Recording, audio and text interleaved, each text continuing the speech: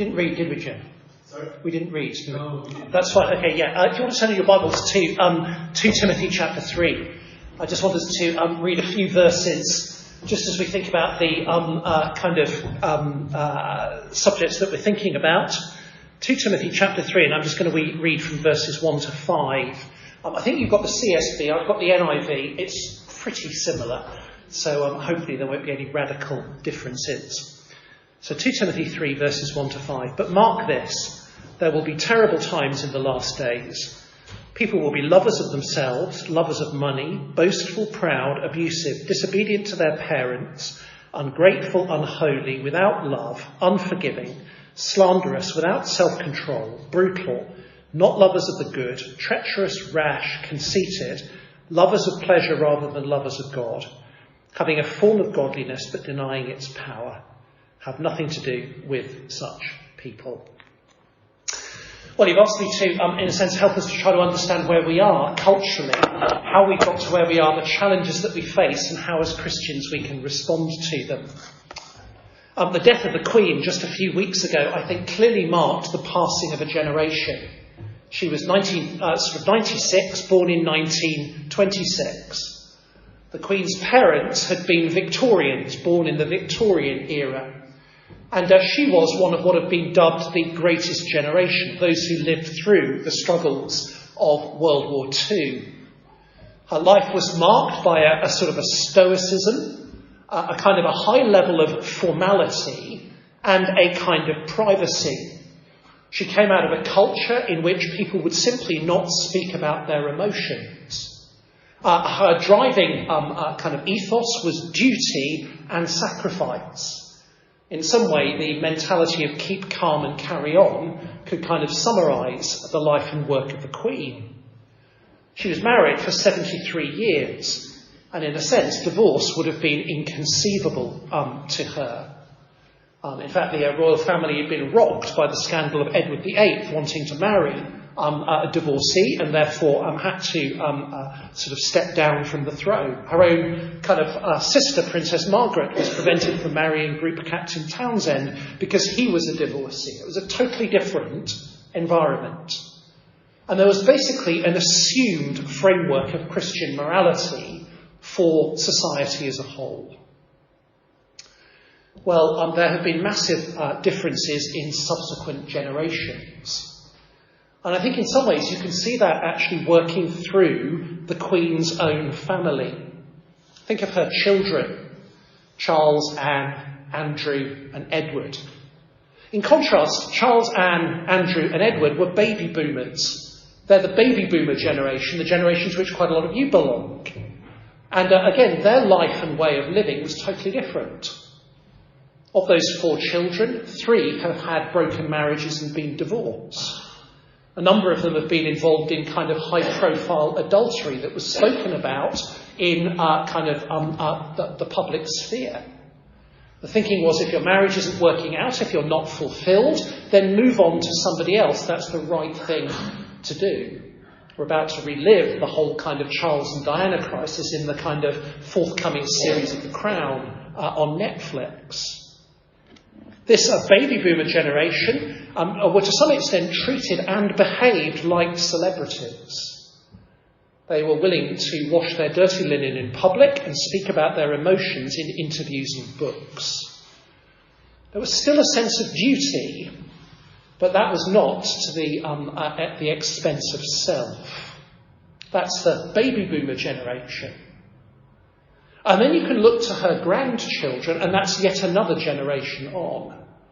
See that particularly in the new Prince of Wales and Prince Harry. In some ways, Harry and Meghan are typical of the millennial generation and their very different way of seeing the world and of living. You might think that the best way to describe them is that they consider themselves celebrities, but entitled to be celebrities on their own terms. So there's a large measure of entitlement, but also they want absolute control and privacy of the narrative. Their identity is defined by their emotions. They take it for granted that they have the right to be themselves and to live as they want. They are shaped by psychology and so appear on Oprah Winfrey. They express feelings in public and claim kind of victimhood. And there was an article in the paper yesterday just talking about kind of how they want to tell their own truth. But the problem is that there seems to be a conflict between the truth that they tell in a Netflix documentary and the truth that's being told in a forthcoming book. Now those, I think, just epitomise 3 different generations and how things has changed. From the Queen to the baby boomers to the millennials, and then beyond that there'll be Gen Z that is coming up. The point is that society and culture has changed massively. And I think very often an older generation has found it hard to understand what's happened and where we are. How on earth did we ever get to the stage where people think that gender is something you can define for yourself? I feel like a woman, I therefore am a woman. How did we get to the stage in which homosexuality is something which is to be celebrated and encouraged? How do we get to the stage in which people are cancelled and no platformed simply because they express opinions that others disagree with? How is it that our past history, which we used to think was glorious and positive, is now seen as oppressive? How have we reached the point at which Christian morality is seen as being harmful and dangerous rather than beneficial? To the extent that the government wants to ban hate speech, which might include some kinds of gospel preaching, and particularly conversion therapy, which seeks to help people who are struggling with same-sex attraction. Where we've got to was, I think, very evident in a recent case in Australia that you may have followed, where the new CEO of a football team was forced to resign because he was also the chair of elders of his church, and the church holds to an orthodox biblical position on sort of marriage and human sexuality. And it was seen as incompatible to be kind of running a football club whilst at the same time being a member of a church that would teach those traditional truths. And given all of that change, it is therefore easy for us to feel disorientated by the culture. In fact, I think as an older generation, there are 2 mistakes we can make. We forget how much things have been changed because we kind of live in our own ghetto, so we don't really experience it. And then we feel disorientated when we encounter it, perhaps through the news, through the papers, through media, through what we hear from others. To put it another way, it's 50 years since this church was founded. And again, how much has changed since then? When this church came into existence, it was less than a decade since the end of the death penalty, the introduction of the pill, the decriminalisation of homosexuality, the introduction of legal abortion, and easier divorce. Those were all relatively new developments back in 1972. So the question I want to ask really is, how did we get here? How do people live today? And how should we respond as Christians? The aim is to help us understand where we are, and then biblically how we ought to respond to that. So that's roughly where we're going. So firstly, how did we get here? How did we get here? How did society come to be like this? Well, I think the really important thing for us to grasp here is that we are in a post-Christian secular culture. That's the reality of the contemporary society in which we live. And I think the important thing to grasp is that people, we tend to think sometimes as Christians that people reject Christianity because of the culture, that it's the culture that is causing people not to believe. So if only we could clean up the culture, everybody would be Christian again. Seems to me that's to get it the wrong way round. The culture reflects the fact that we have rejected Christianity. It's the outworking of the rejection of Christian faith. Because essentially what has happened is there has been a collapse of Christian belief, and that's led inevitably to the end of the influence of Christian morality on public culture. I was saying in the sort of service earlier, the high point of Christianity in the UK was really 1858. That was the point at which church-going was at its height. It was also the time of the last widespread national revivals. By 1858, you had all of the effects of the revivals from the late 18th and 19th century, the spectacular growth of Methodism, and by 1858, the nonconformists were as big as Anglicanism. There'd been huge evangelical influence in politics. For example, ending the slave trade, introducing the factory laws. Tremendous evangelical social concern, care for the poor, prison reform, housing, sanitation, healthcare. Christians were at the forefront of shaping and reforming society. And that has all changed because of the collapse of Christian belief. Well, why did Christian faith decline? Well, I think there are a number of reasons. I said this morning, and I still think it's central, part of that was the pride of evangelical Christians who thought that they had arrived and they wanted to be respectable in society. From the Reformation, the vast majority of evangelicals were a minority group who were marginalised.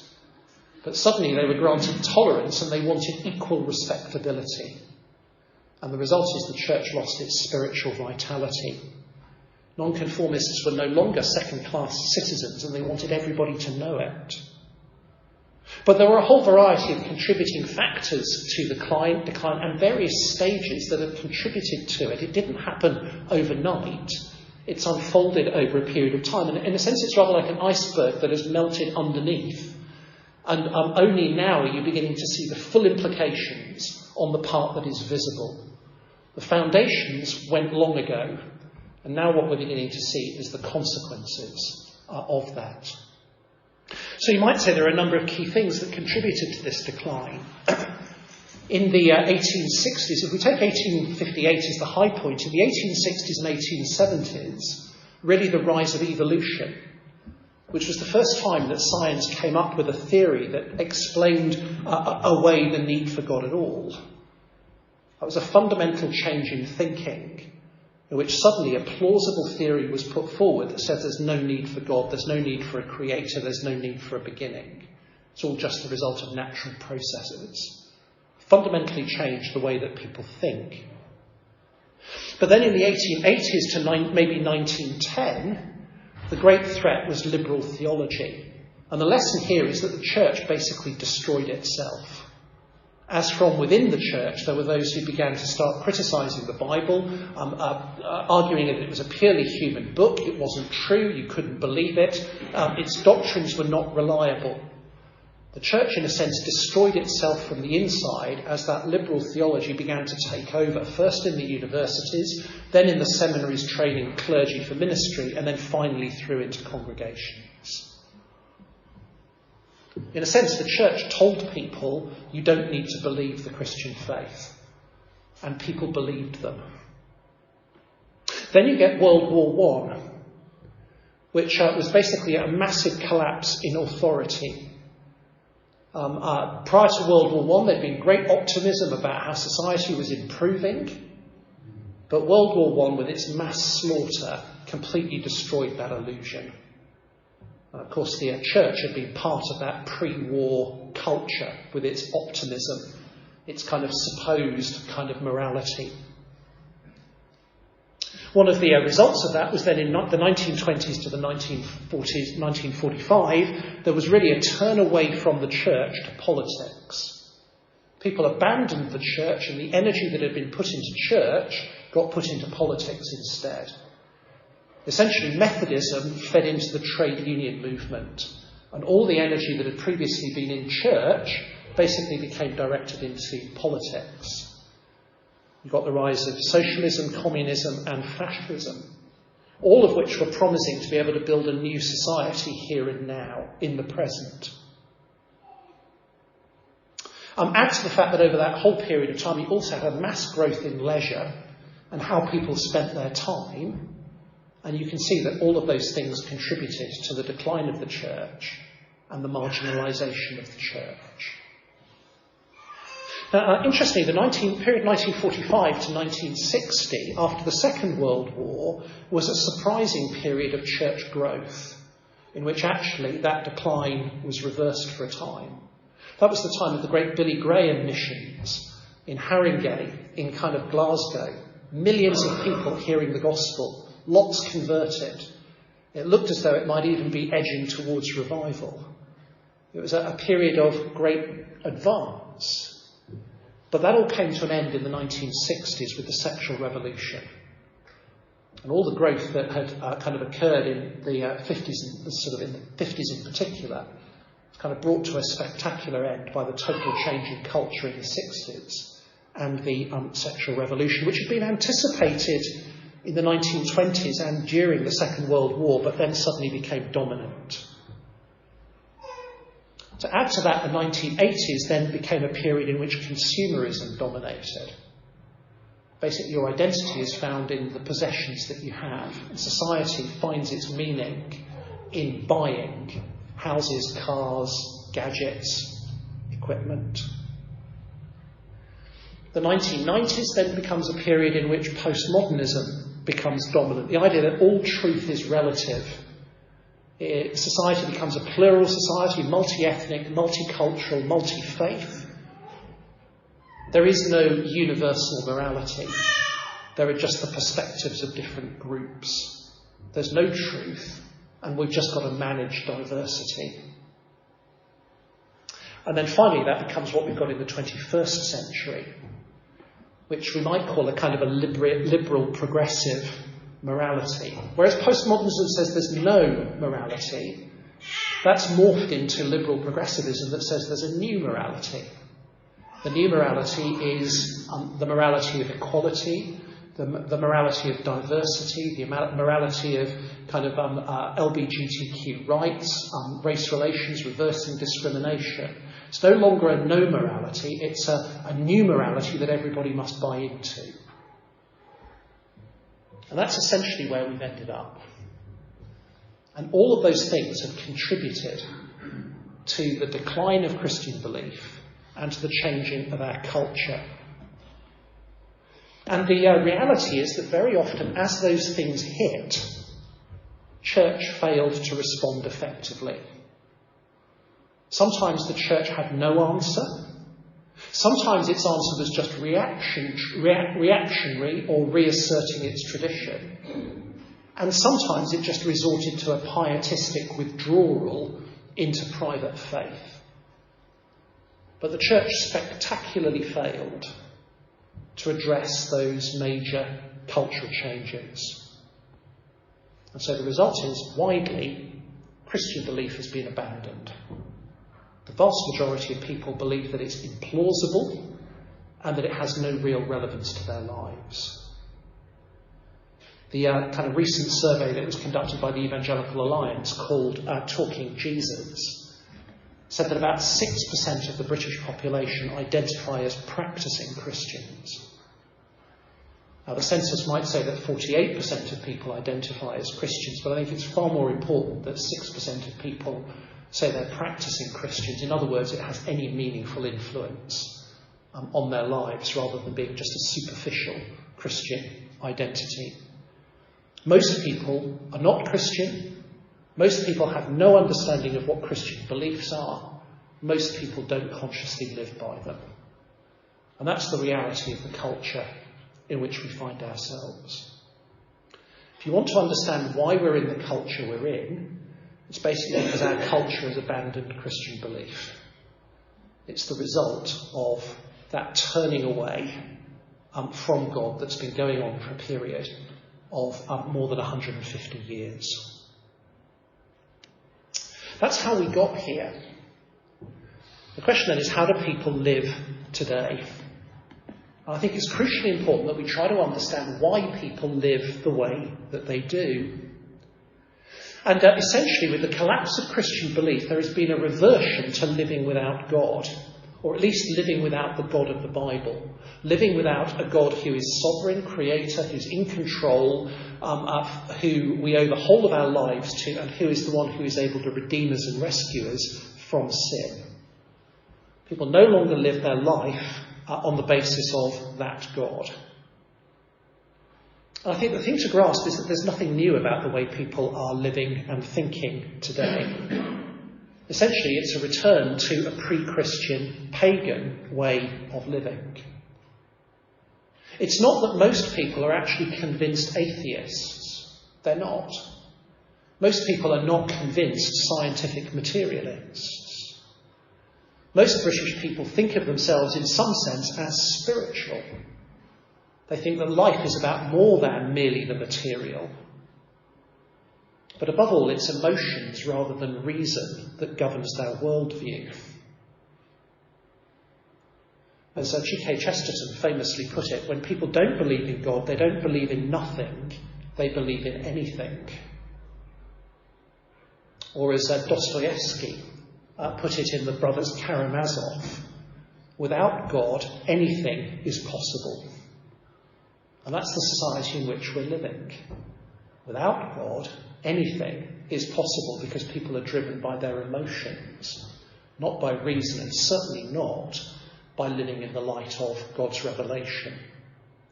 And that's why I think these verses from 2 Timothy 3, 1 to 5 are so helpful to us, because they characterise how pagans live. In other words, people who don't follow the God of the Bible.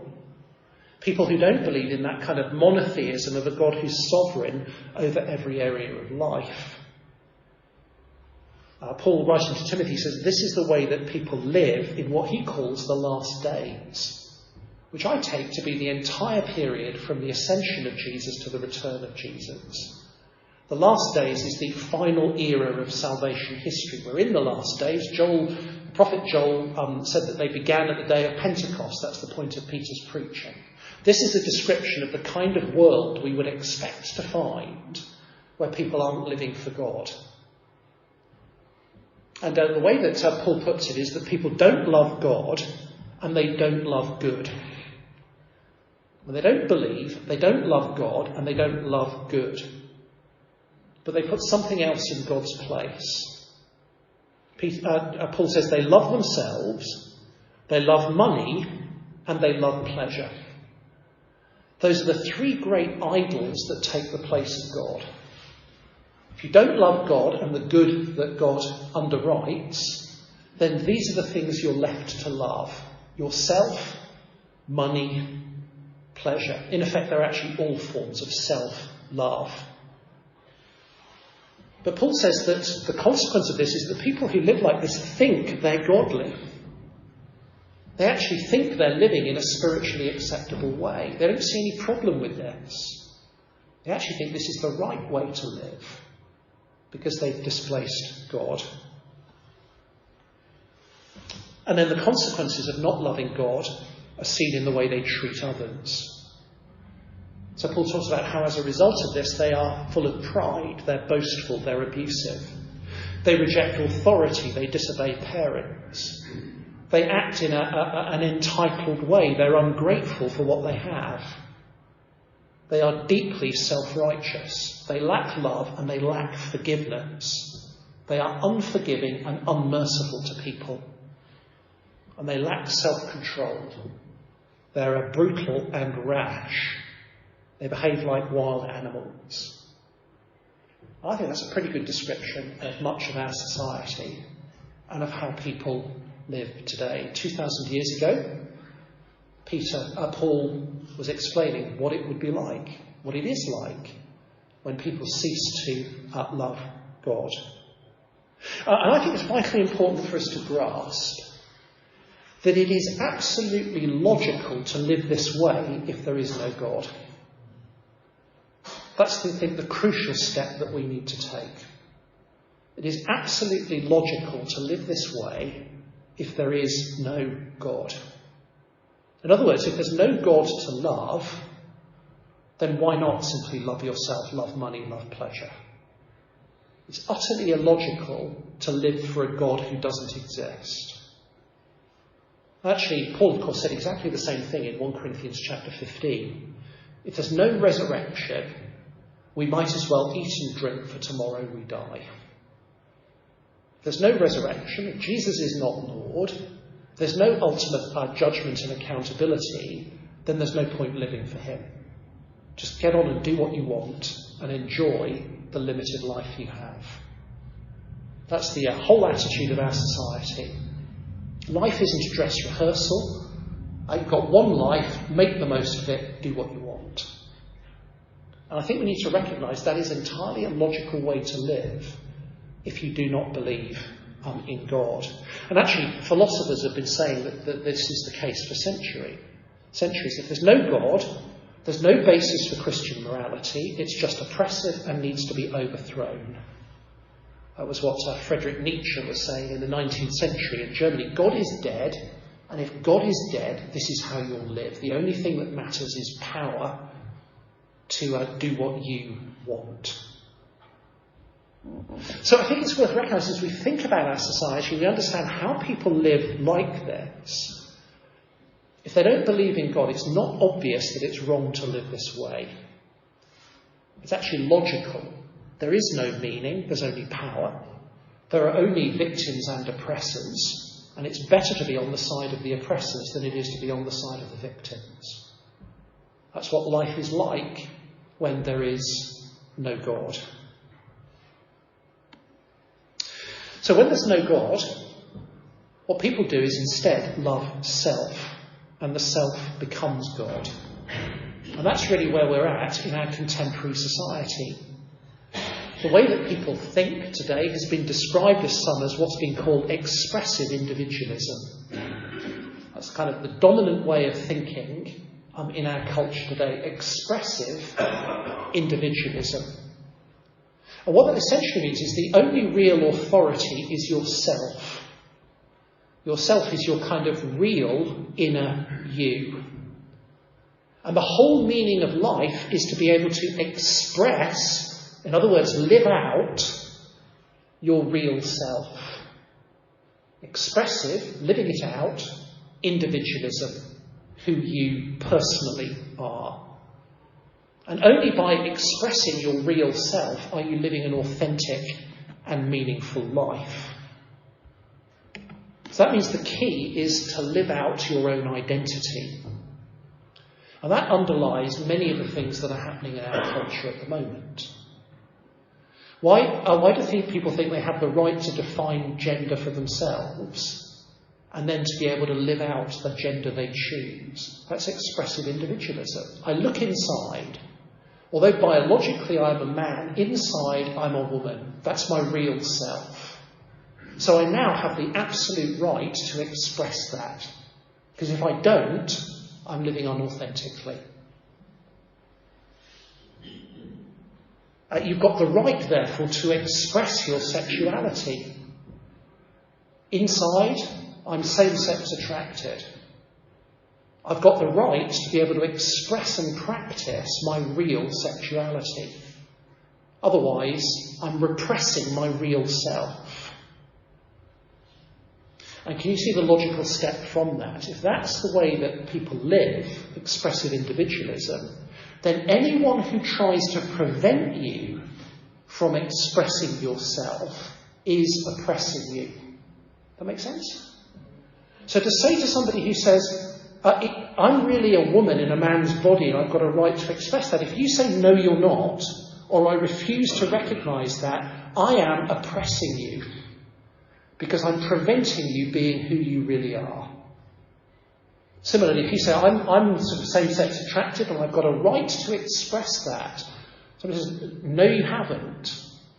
You're oppressing me because you're forcing me to deny my real self.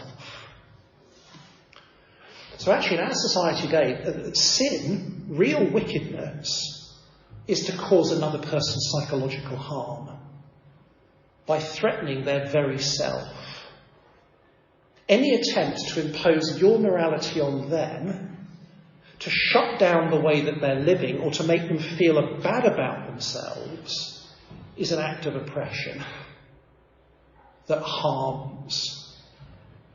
Instead, the self has the right to be protected. That's what's going on with everything at the moment about, for example, trigger warnings, about books, lectures, television programmes. You shouldn't have to be exposed to something that makes yourself feel vulnerable or oppressed. So I have to warn you that you might hear something that you'll find hurtful, so that you can choose not to listen. That's why there's so much greater sensitivity to bullying and to harassment, because it's a kind of an attack on the self. And therefore it means that in a society that thinks like this, what we need to do, and this is the kind of liberal progressive morality, is that we need to undermine oppressive power structures that prevent people living authentic lives. That in society there are all kinds of power structures, and what those power structures do is they prevent people expressing themselves, being who they are. And so therefore what you need to do is you need to overturn that power so that people are free to be themselves. And that oppression might be on the grounds of race, gender, sexuality. And there's a real desire to identify kind of oppression and injustice in the past, because it's assumed that that past injustice is continuing and kind of causes present injustice. So past slavery is the reason for present racism. Past colonialism, again, the reason for present kind of racism. Past homophobia, the reason for present kind of discrimination. The goal is to enable people to be liberated, to be accepted, and to be celebrated. Which is why the climax of the gay rights movement is pride. Not just toleration, but public celebration of a way of life that reflects the authentic self. Now, can you begin to see the implications of this for Christians in the church? Only when we understand that that's what people think and that's why they think it, will we grasp why they think the church is an oppressive institution that needs to be overthrown. They see the church as an institution that through its teaching and its morality and its power has oppressed sort of people and prevented them from being able to express their real selves. So the church has oppressed women. The church has oppressed ethnic minorities by being complicit in the slave trade. The church has oppressed the LGBTQ community. The church is part of the problem as an oppressive power structure. And some Christians, under that pressure, have sought to respond by changing Christian teaching and reframing the gospel. They've said, yes, the church has been an oppressive kind of power in the past. What we need to do is change the message of the church. So we need to become accepting and affirming, overturn kind of some of these biblical kind of principles because they're no longer relevant or acceptable today. And the gospel then becomes a message of psychological wholeness and inclusion and acceptance of everyone. Now, I think that's just an understanding of how most people around us, particularly younger people, baby boomers, sort of millennials who are kind of under 40 and increasingly Gen Z who are under 25. That is how they think. And it's so important to understand that that is why they think the way they do. Next time you are watching the news and you hear some story about a kind of a trigger warning or some story about abuse or some story about transgenderism, just hold back that instant reaction to think this is stupid. And just remember where it's coming from and why people think in that way. And in a sense, how sensitive they are to it. Because attacking it is attacking their very concept of self. Their kind of identity, their sense of meaning, their sense of purpose. Now, although that is broadly the view of large sections of society, and it's the dominant thinking at the moment, there is the beginnings of some backlash against this excessive, expressive individualism. So I think there are actually some indications in culture that there is a counter move to this. There are people who are beginning to think That the kind of this expressive individualism simply doesn't bring meaning and purpose in the way that they need.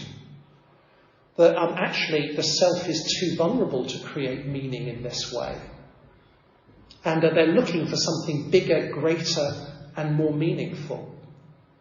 And actually many of those who are particularly reacting in that way are often those who come from the groups that seem to be at the moment culturally losing out. The great cultural losers in what's happening at the moment are young white men who are seen as belonging always into the oppressor category and constantly being told that they have privilege that others don't. It's not surprising that that group is reacting against this. And some are turning to far-right groups, to populism, to nationalism, to quite misogynistic masculinity as an alternative. So there is the beginnings of a backlash in parts of the culture. And maybe we're also seeing that particularly in relation to transgenderism, as there is an increasing backlash from feminists and from women who feel that their rights and identity are being undermined. It's largely men who believe they're women who are being forced on them. The women's sport would be a classic example of where the implications of this are beginning to be felt. I hope that gives something of an understanding of kind of where we've got to kind of culturally and a framework to at least understand what's going on. And I want to say, I think one of the things that we need to grasp as Christians is that even in the midst of all of this, we can be grateful for God's common grace. I think one of the tendencies of Christians is to catastrophize. And that when these things are happening, and they're happening culturally, the message is communicated is this is the end of the world and it's all evil and awful, and kind of to catastrophize the whole situation. And I think the groups that tend to do that are actually the Christian campaigning organisations. Everything that comes up, they tend to catastrophize it because they want money and support for their campaigns. But they create a sense that everything is catastrophically bad. I think we need to remember common grace. Even in a fallen world, God restrains wickedness. That's happening in our society in various ways. There is still a residual, ongoing influence of Christian morality, historically, for which we can be grateful. Even despite this kind of way of living in which basically the self is king and you should be able to do what you want, actually, the reality is that large parts of society, people live in a way that simply doesn't exercise power over other people and doesn't abuse them. Because self-interest dictates that it's better to be in a society where you treat others the way you want to be treated. Society in our culture is so driven by data and measurement. And one of the consequences of that is that data and measurement begins to build new moral principles simply by identifying the things that make life a bit better. Kind of like identifying what treatments will improve cancer outcomes, or what interventions will best help children to be rescued from poverty. That kind of data-based approach does establish principles that kind of have a more widespread application. So, for example, despite the kind of thinking that you can just be yourself and do what you want, all the data shows that it's best for children to grow up in marriage. So to some extent, policy gets shaped to, in some measure, support that, without at the same time demonising those who aren't married. And the silent majority largely lives pretty conventional lives. And actually, what we've got is the silent majority living largely conventional lives and a noisy activist minority that get the attention with their campaigns and their media profile. So things are not as bad as they could be, and we must avoid catastrophising. Although I think it's worth recognising that that silent majority that live fairly conventionally, they don't know why they do. Actually, they don't really have a reason to live like that, but they do, and I think that just simply reflects common grace and the way that God has created things to be. Well, that's in a sense where we are and how people live. That raises the question, how should we respond as Christians? How do we respond as Christians, this tiny minority who believe in a kind of a sovereign God who's revealed himself, who has kind of given unchanging, kind of valid moral principles? How do we live? Well, a number of things I think that we need to do. Firstly, we shouldn't be at all surprised that this is the society we find ourselves in. We might feel disorientated, but we shouldn't be surprised. It's actually the natural consequence of rejecting God. And if people have nothing bigger to live for, then they will live for themselves. As we saw from 2 Timothy, this is the way it's going to be for the last days. From the time of Jesus' ascension to his return, it will be like this. We simply shouldn't be surprised that this is the environment in which we find ourselves. And we need to remember that the present culture is actually the fruit of what happened decades ago, working its way through. This has been happening for the better part of 50, 60 years in Western culture, just working its way through until it becomes dominant. We mustn't be surprised by it. Secondly, I don't think we should think the past was better. That's the great danger for Christians. There's a kind of a nostalgia that thinks that the past was better. It's certainly true, I think, in the past that culture was more influenced by Christianity, but we shouldn't mistake that for thinking it was the same as real faith. Even in 1858, only 50% of people were churchgoers. In the 19th century, there was a vast amount of hypocrisy, both amongst church and Christians. If you read 19th century preachers like Ryle and Spurgeon, their application is almost always to hypocrisy. People who profess Christian faith but don't live it. Christianity was used as a justification for oppression and abuse. Life in the 19th century was pretty dire. Poverty, racism, imperialism, the inequality of women, sort of mass prostitution, persecution of those who were same-sex attracted. This wasn't some golden age of kind of Christian influence. The Bible should have caused Christians to recognise many of these injustices and failings, but often Christians didn't recognise them. Vested interests and the status quo took it for granted that this was acceptable. In lots and lots of ways, life in 2021, 2022 is immeasurably better for most citizens of our country than it was in 1922, still less in 1822. I don't think we should forget that. We shouldn't think that the past was better and we simply want to go back to it. Thirdly, I'd say we shouldn't dismiss people's sensitivities. In this culture, I think it's all too easy to dismiss people as oversensitive and fragile. The language that's often used of those who are millennials and Gen Z is that they are snowflakes. They just simply are not strong enough. They're a bit wet, a bit weak. But the psychological self is more sensitive to slights, criticism and rejection. It's more deeply felt, because that's really all there is. And I think that means in the way that we engage people, we do need to be sort of more careful. This is simply partly a recognition that actually what offends people varies from culture to culture.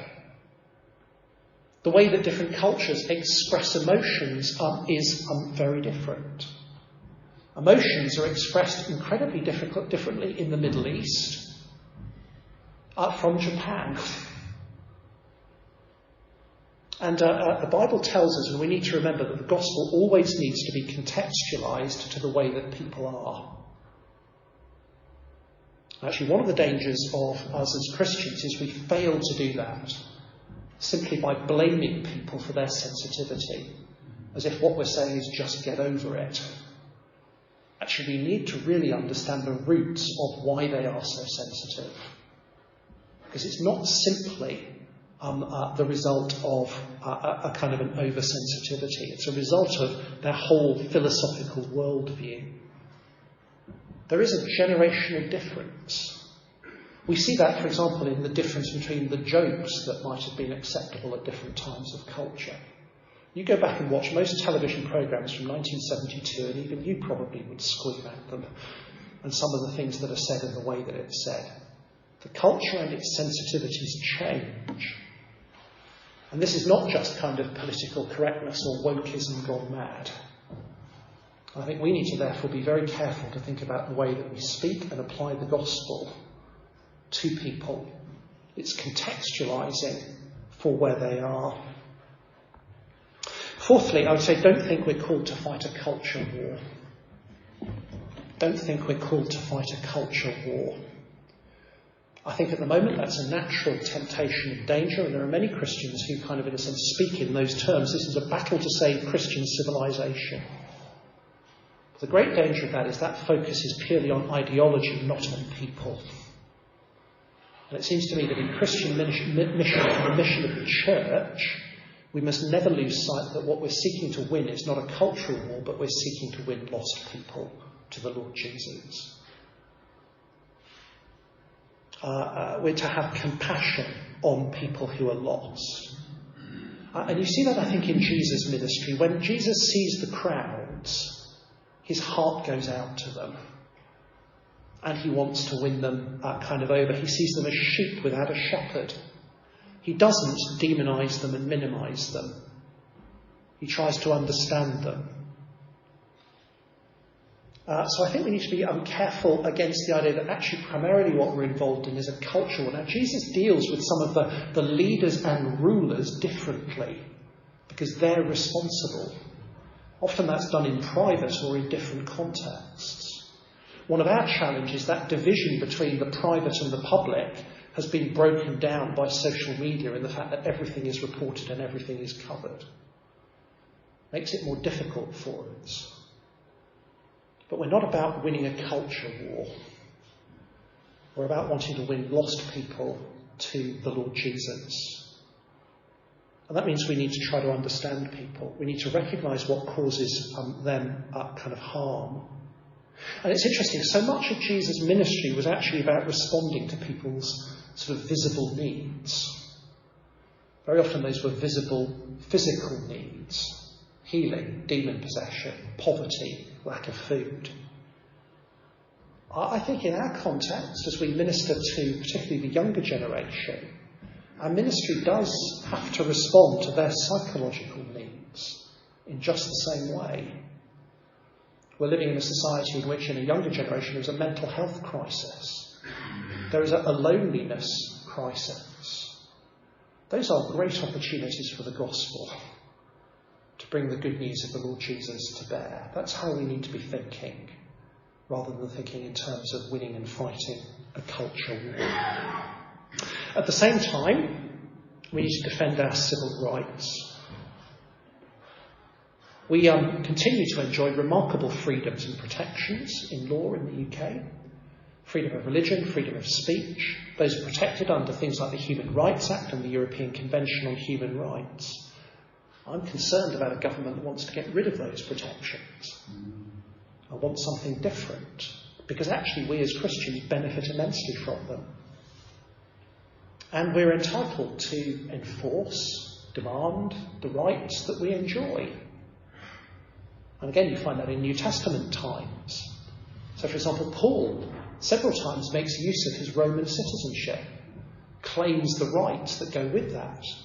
Remember when he's flogged in Philippi, or when he's about to be flogged in a kind of Jerusalem, and then he appeals to Caesar so that he can even go to that kind of Roman emperor and preach the gospel. Relies on his civic rights. Or one of the big issues for the kind of early church was, were they a lawful religion in the Roman Empire? The way that Rome worked, new religions were banned. Existing religions were permitted. The Christians claim, well, we're basically a sect of Judaism. We're the fulfilment of the Old Testament. We're actually the real Jews. So we're protected. the kind of Jews who were the orchestrators of most of the persecution of the early church in the book of Acts, says, you're not, you're an apostate sect, you're not Jews at all, you're an illegal religion, and the Romans should punish you. The Christians found themselves in court. You read about it in the book of Acts. It happened in Corinth when they appeared before the proconsul Gallio. And that's exactly the question. Are Christians an illegitimate new religion, or are they actually an aspect of Judaism and therefore protected? And the court concluded it's an aspect of Judaism and therefore go away. You're protected. Now that's just simply asserting the civil rights that they were granted. And it's right and appropriate that we should do that. And maybe we will need to do that more as there's increased pressure. So, for example, as the government seeks to introduce, say, conversion therapy bans, it's entirely appropriate for Christians to say that is incompatible with freedom of religion under human rights, and to be willing to contest that. But finally and lastly, the most important thing we need to do is keep preaching the gospel. Keep preaching the gospel. Because fundamentally the problem is not people's behaviour. Fundamentally the problem is not people's culture. Fundamentally the problem is that they don't know God and therefore they don't love him. That in effect they have a false identity because they've declared autonomy from their Creator. And actually the whole of the letter of 2 Timothy is really an encouragement to Timothy to keep preaching the gospel into this culture. Chapter 3, these verses we've read, tell us the situation that Timothy is having to minister in these last days. What does he need to do? What does he need to be willing to do in that context? Well, the answer is he needs to keep preaching the gospel. The great charge of 2 Timothy is in chapter 4 and verse 2. In the presence of God and of Christ Jesus, who will judge the living and the dead, and in view of his appearing in his kingdom, I give you this charge: preach the word. Be prepared in season and out of season, correct, rebuke and encourage with great patience and careful instruction. That's what we, the church, are uniquely called to do. Preach the word, which in the context means the gospel message. And we're to do it whether people want to hear or not, in season or out of season, whether there's a big response or no response. And we're to do it with great patience and careful instruction. We're to be preaching this good news about Jesus, a message of objective truth outside of yourself, that he's the risen King and you were created to love him, that there is a judgment to come when you will be held accountable, but that he came to save you from that judgment. It's in him you will find who you truly are. You'll find your real identity. And I think the current culture gives us opportunities. Because the individual expressivism that dominates doesn't work. It doesn't, in the end, provide a stable and secure identity. It doesn't provide sufficient meaning.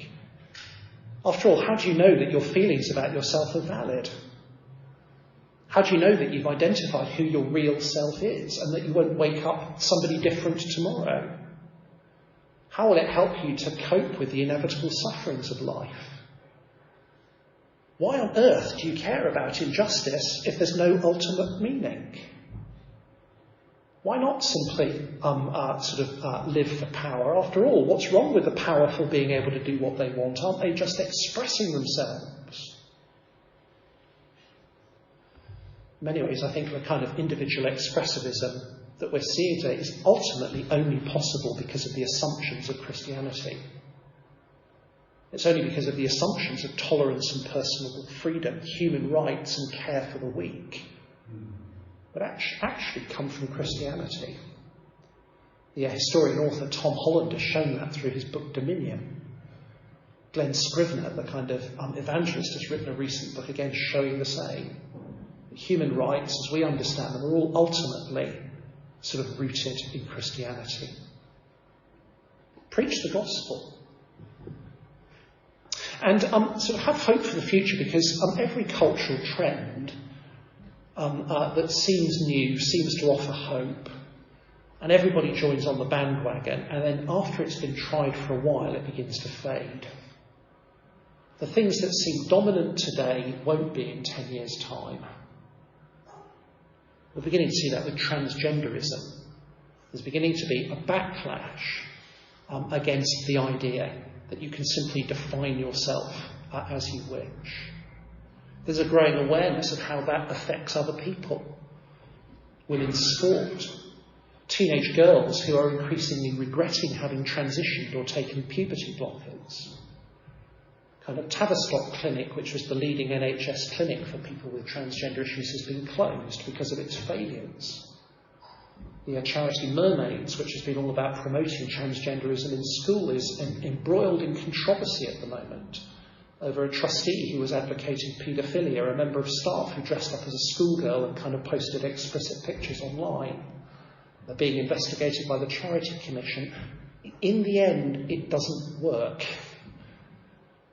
And it will pass. Have confidence in the gospel. But one final thought. I think we need to be careful that we mustn't assume that Christianity is the only other cultural option. We need to, I think, be careful what we wish for. Because in some ways, I think expressive individualism is in many ways relatively innocuous. If the worst that it does is says that men can think that they're women and demand to use female bathrooms, that's actually really not that dangerous. There are actually various alternatives when you reject God that are far worse than that. And we've seen those in the 20th century. In the 20th century, there were two other dominant alternatives to this kind of expressive individualism. And they were both collectivist rather than individualist. One was communism, where you basically find your identity as belonging to a class group and then seek to struggle against other class groups. The other was nationalistic fascism, where you find your identity as member of a national group, a folk identity, and you consider yourself superior and therefore entitled to oppress others. Both of those other alternatives of collectivism, whether communist or fascistic, were oppressive and murderous in the 20th century of Christians and of anyone who disagreed with them. In comparison with those alternatives, the kind of expressive individualism that we're having to deal with is, in the end, relatively innocuous. We mustn't think that Christianity is the only other alternative. And some of those who want a cultural change without Christian faith may find that they end up with something far worse than what we currently have now. So I hope that's helpful to, in a sense, enable us to understand where we are, and maybe begin to think as Christians how we can kind of respond to that. It's probably quite a lot to take in, but I hope it's kind of helped you to understand the world in which you're living, to understand maybe a little bit more why people believe the things they do and why they respond the way they do when they're challenged. But above all, I want us to have confidence in the gospel. That actually we have a wonderful message to proclaim in which people can find their real identity and their security. Jim, I don't know if we want to take some questions. We will if you have questions, definitely, yes. Does anybody want to follow up on any of that or ask any questions of John? Has it provoked any questions or thoughts? Yeah. In Christian common parlance, we use the word sin very easily. Yeah. And when I look through kind of people that I mix with, some quite liberal, progressive thinking musicians, things like that, in talking gospel, what words do you on the street use in place of one that we take very much for granted in our own service? Okay, yeah. I think we have to find language that people use that describes their own understanding of breaking moral rules. So actually, injustice. They think in terms of injustice, people are acting unjustly or oppressively. That's a kind of a way in to begin to think. Sin is a form of injustice and oppression of others. In fact, the Bible uses those categories. So sin is a kind of an uber category in the Bible of rebellion against God, but its detailed outworkings are in areas like injustice and oppression. And you might say, actually, injustice, you are unjust to God in terms of not giving him what he is entitled to. So lots of people in progressive liberalism have a passion for justice, but they define it in a particular way. Now we can take that and say, actually, the whole Bible story is about justice. How can you be just? What does it mean to be unjust? That's actually what justification is all about, and righteousness. So that the kind of justice category gives us lots of points of connection with that. I think the other category that fits with that quite well is the idea of shame. So people might not talk in terms of sin, but they might talk in terms of shame. And shame might be bound up with issues of personal failure, not coming up to standard. And I think that's another way in to talk about sin, because sin and shame do go together. And actually, the Garden of Eden, what's the first consequence of sin?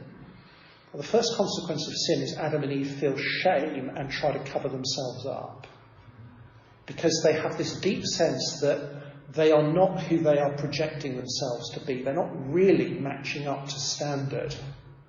Again, I think that is a way in to begin to talk about some of these things without using the language of kind of sin. So what we're looking for is points of contact that communicate the same truth in language that people can understand. Any other questions?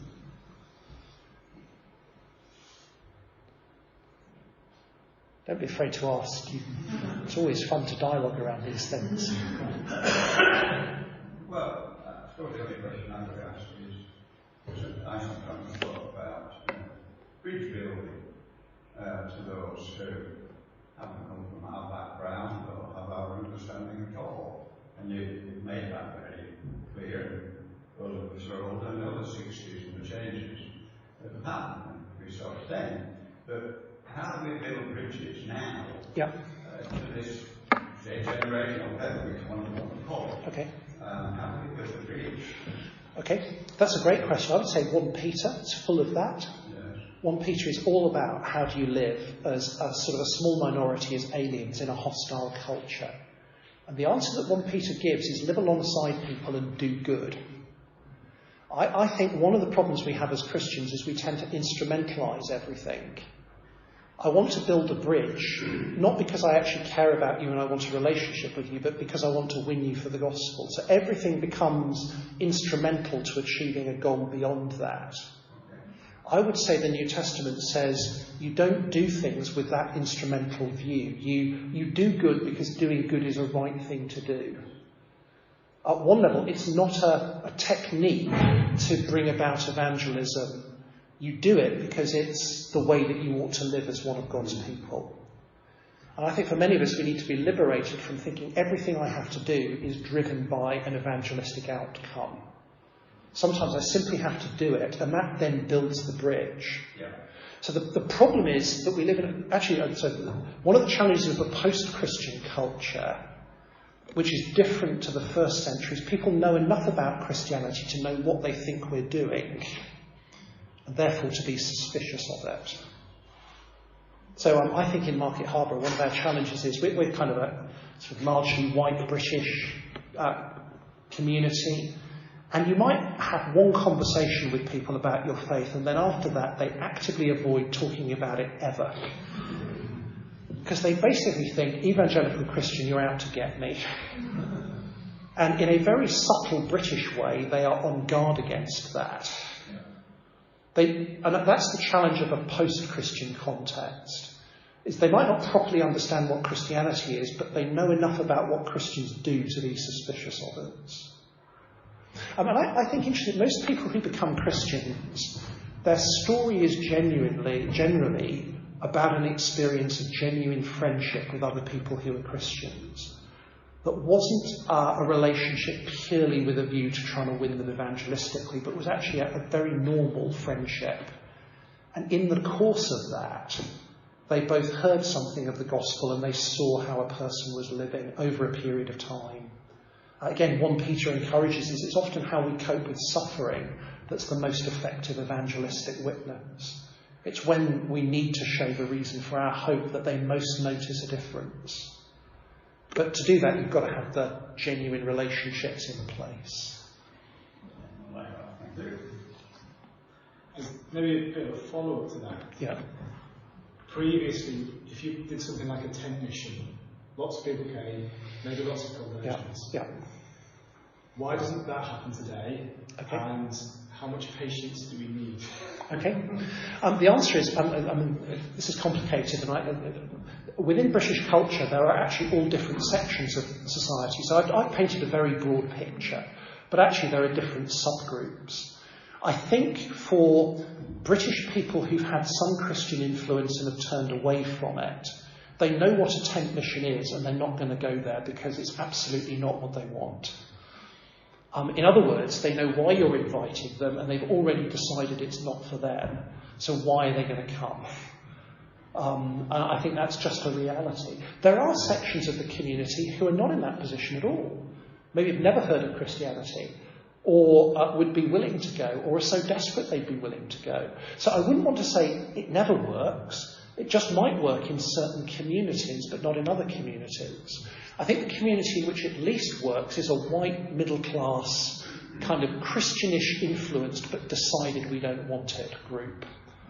In other communities, it may well be an effective form of evangelism. And I've been talking about how you connect with people. I'm going to take another example. There's a significant Muslim population in the UK. Now, in the Muslim population, basically they are used to having vigorous argument about God. If you're engaging in evangelism with Muslims, what they actually want you to be is to be kind of forcefully arguing for your position. If you're not forcefully arguing for your position, their assumption is they will conclude that you don't really believe it. Does that make any sense? Now, that's very different from the way that you might speak to most white British people. That's down to contextualisation again. So your Muslim is not going to be offended by you vigorously declaring your convictions about Christian truth and the Bible. In fact, they're going to respect you for being willing to be forceful in that way, in a way that would be completely different with most sort of white British context. And that's really no different from 1 Corinthians chapter 9, where Paul says, to the Jew I become like Jews, to those under the law like ones under the law, to those not under the law like those not under the law. He flexes the way that he communicates and the way that he preaches in the way that best connects with the person that he's speaking to. And I think that's a challenge for us as Christians. If we think that what we've got is a gospel script we've got to get out, what we won't do is we won't flex and think, how do I communicate this best to this specific person? That's the thing we've always got to be thinking about. You talked about Gen Z. Yeah. I've got no idea what that is. They're the under 25s. And actually, in some sense, they're the age group that is probably sort of more sensitive. They're certainly living in a context in which they feel they're not able to establish themselves by homes, by relationships. They're the generation that's been massively affected by the availability of pornography. So they are, in a sense, they have the sensitivity of baby boomers, but not the economic opportunities that the baby boomers had. And in that sense, they are, I think, more resentful of, in a sense, how society is excluding them and not enabling them to enjoy what previous generations enjoyed. So they're in some ways an angrier generation because economically they're not enjoying the benefits that the ones who went before them. They're the generation that are thinking we will not have the same standard of life as our parents had. Does that help? Yeah. Okay.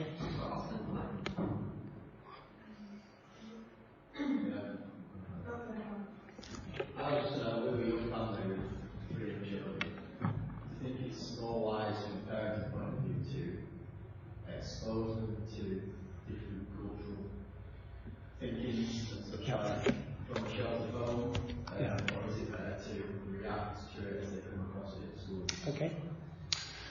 Other parents will take different judgments on that. I personally think we've got to prepare our kids for living in the world in which they find themselves. And at one level, you can't start too early. So I think sheltering children is just unhelpful, because they will then encounter things and you'll be undoing then what they've heard from elsewhere. And so one of the encouragements about generational kids growing up in Christian homes in this culture is they have to learn from a very early stage how to do it. So an older generation has thought that society was with them and has had to adjust to the fact that it's not. The younger generation from the off is aware they're a tiny minority who are different. So there is some reflection on our own kids at the very simplest of levels. Even from an early stage, you knew that many of their friends from school, their parents would be divorced or living together and not married. So basically, from the point they're going to nursery and meeting any other kids, they're having to navigate the fact that at home you're teaching them that marriage is where there should be sex and that's right for families because God says so. But 80% of the people they're meeting aren't living like that. Now, at one point, do you want them to go into the next door neighbour's house for tea and basically say, why aren't you married? It begins to be quite a high level skill. Now, it's only one step from that to, our friend has a lesbian couple as their parents. It's not intrinsically different. It's just further on from the Christian norm. So I think we simply have to prepare kids to be in that world. And actually our kids need to navigate knowing the truth and being tolerant of others from a much earlier age than they kind of used to. I mean, the other one, different parents will have different views on this. The other one that we had was kind of whether you do Father Christmas or not. And, actually at school, to say that you don't believe in Father Christmas and don't do Father Christmas is social death. So we didn't do that with our kids. We didn't want to do that. It's partly because my family, which was non-Christian, that was a big thing, and I didn't want to replicate that. But again, you're teaching your children then from a very early stage. You've got to go into school and you've got to be understanding of a position that everybody else holds. Frankly, it's not your job at this point to tell little Jimmy that Father Christmas doesn't exist, because basically that's not going to work. So how you navigate those challenges as parents is hugely important. I think the other thing as parents that we need to be very confident of is actually that in the end, despite all of those influences from the world, the family is still the primary influence. And actually, whatever else they're hearing, actually the fact that they're in a family that is following God, going to church, being taught in Sunday school is cumulatively communicating something very different. And I think we shouldn't be embarrassed or afraid of the power of the family. And I think one of the challenges with parenting is people want to resolve these things as soon as they come up. Instead, we need to take a long-term view. We are shaping our children's thinking by osmosis, by drip, over a long period. And often we don't see the full fruits of that until they're a little bit older and they're beginning to own it for themselves. Is there another question about it coming as well? I'll maybe ask one more. You talked about the need for us to stand up for our freedom of speech. Yeah. To what extent do we also have to acknowledge that that means freedom of speech for others and living in a pluralistic society? Absolutely. I think one of the mistakes of Christians in the past is they've tended to defend their rights by basically demanding Christian privilege, which is a kind of an assumption that somehow we have a special position, and therefore to defend our rights is to defend the privileged position of Christians. I think in a multicultural, multi-faith society, if we want to stand for our rights, then we have to respect the rights of others. So others, if we want to be able to preach the gospel, others have to be able to preach messages that are offensive to Christians. If we want to be able to build churches, others have to be able to build mosques and kind of temples. That's the kind of the context in which we find ourselves. And actually the human rights that we want to have, freedom of religion, freedom of speech, are actually universal rights rather than just rights for one particular group. So just to take one of the examples, when we were dealing with the kind of whole COVID regulation stuff, I was dealing with kind of government at that particular point.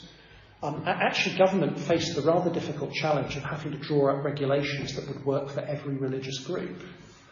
And we as Christians and churches found ourselves restricted in some ways, which were actually because other religious groups may well have had practices that would have been quite dangerous if they'd been allowed to continue. So sometimes Christians were saying, we want to be able to do things because we're churches and we're special. Actually, government was thinking, yeah, but other religious groups are also doing things and we're trying to protect the community as a whole.